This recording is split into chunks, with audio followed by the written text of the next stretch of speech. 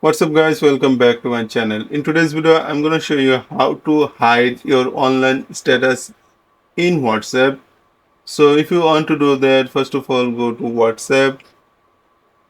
From here go to three dot menu and then go to setting option. Now you can see privacy option. Click here and first one is last seen and online.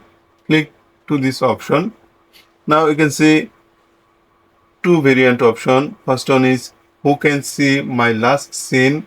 You can select anyone from here, everyone, my contact except and nobody.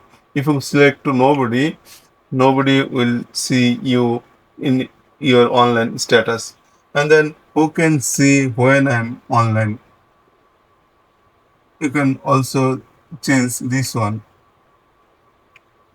But remember, if you don't share when you were last seen or online, you won't be able to see when other people were last seen on online. So I think this is helpful for you. If you think this is helpful, then consider to like, comment, share, and subscribe.